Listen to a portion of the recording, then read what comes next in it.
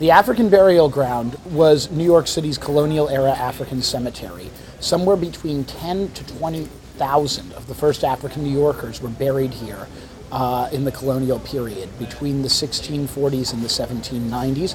At that point, the African Burial Ground was covered over in landfill and somewhat forgotten. Not completely forgotten, but its memory had left the public consciousness until 20 years ago.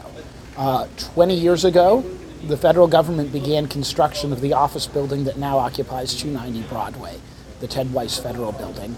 And as they excavated for the office building, they found the remains of 419 individuals. We were the second most enslaved city in colonial America, but despite enslavement, there were free Africans present from the very beginning.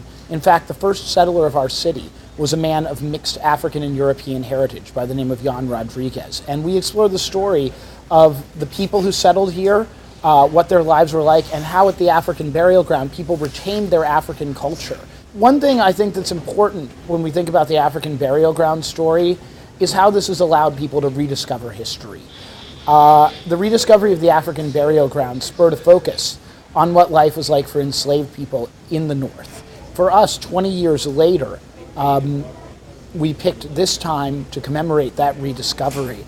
And so we're hosting a whole series of events this week. I encourage you to follow us on Twitter. We are at AFBurialGRND-NPS. It's an unwieldy name, but we are the most followed National Park Service site in Twitter. And for these events, we are promoting #HonorTheAncestors for anything related to the 20th anniversary.